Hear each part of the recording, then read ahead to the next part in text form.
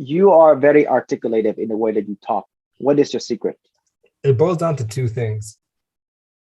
I guess it goes to early exposure to certain behaviors. One thing that I think gave me the best practice in articulating my ideas was when I was a little kid.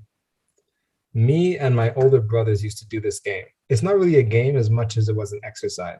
Imagine a story you've made up from your imagination. It could be anything, a random bedtime story about a duck, a squirrel, and a cat that lived under the bridge. And then you have to explain this story to somebody who has no idea what it means. And then if they get it, they carry on the story. So it's kind of like this.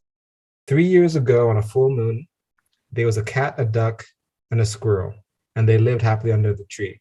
And then the next person says, but then one night it started to rain, and the squirrel got flushed down the stream, and the cat didn't know what to do.